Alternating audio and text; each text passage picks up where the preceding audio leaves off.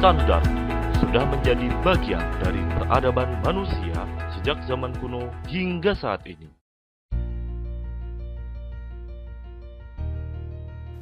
Bangsa Mesopotamia menggunakan bagian tubuh seperti lengan tangan sebagai standar ukuran dalam membuat gubuk, alat tenun, bajak, cangkul, dan sabit.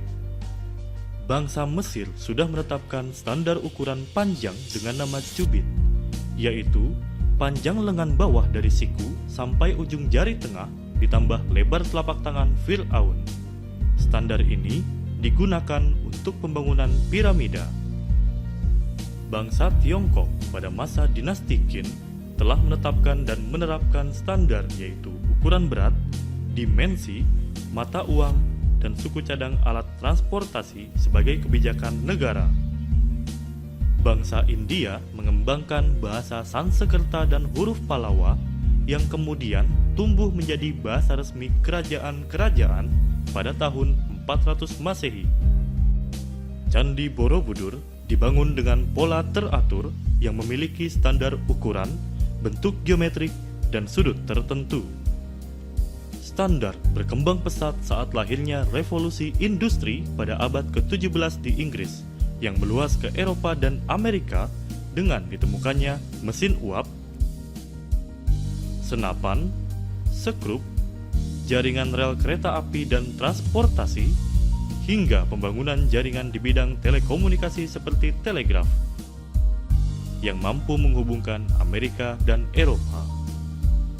International Telegraph Union memulai kegiatannya dengan mengembangkan radio regulation.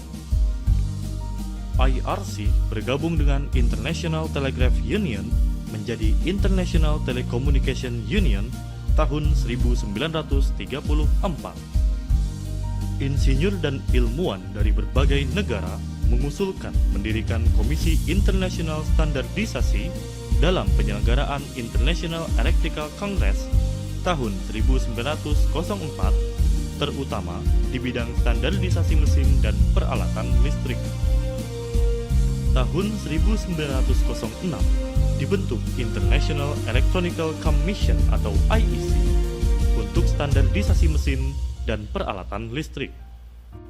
United Nations Standard Coordinating Committee dan ISA membentuk International Organization for Standardization atau ISO pada tahun 1947.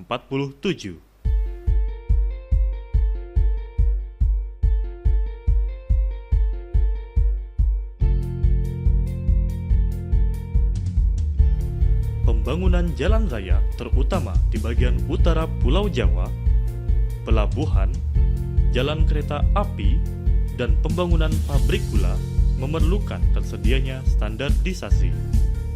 1951 dibentuk Yayasan Dana Normalisasi Indonesia yang kemudian menjadi anggota ISO pada 1955 dan menjadi anggota IEC pada 1966.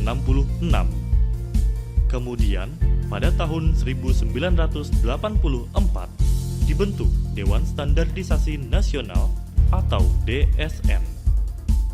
Tahun 91, standar PLN, pertanian, industri dan sebagainya dijadikan standar nasional Indonesia. Melalui keputusan Presiden nomor 13 tahun 97 dibentuk Badan Standarisasi Nasional. Kemudian disahkan Undang-Undang Nomor 20 Tahun 2014 tentang standarisasi dan penilaian kesesuaian. Lalu, apa sih yang sebenarnya dimaksud oleh standarisasi? Standarisasi adalah proses merumuskan, menetapkan, menerapkan, memelihara, memberlakukan dan mengawasi standar yang dilaksanakan secara tertib dan bekerja sama dengan semua pemangku kepentingan. Standar Nasional Indonesia yang selanjutnya disingkat SNI adalah standar yang ditetapkan oleh BSN dan berlaku di Indonesia. Standarisasi menyesuaikan perkembangan global sehingga tujuan dan manfaatnya meliputi kesesuaian pada tujuan atau fitness for purpose, mampu tukar atau interchangeability, pengendalian keanekaragaman atau variety reduction,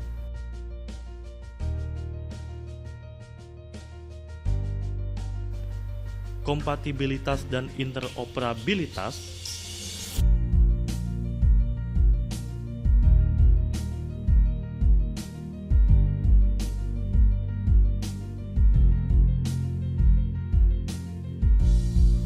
meningkatkan pemberdayaan sumber daya,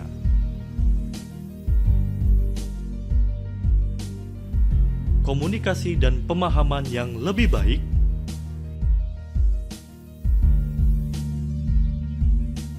menjaga keamanan, keselamatan dan kesehatan,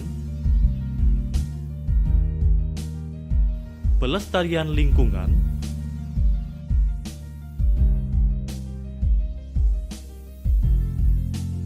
alih teknologi,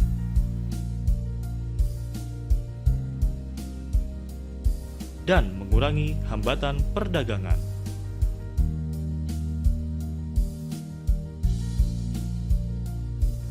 Semua kegiatan ekonomi seperti produksi, distribusi, dan konsumsi, serta kegiatan sosial dan bermasyarakat berorientasi pada mutu, sehingga mutu menjadi bagian dari budaya masyarakat.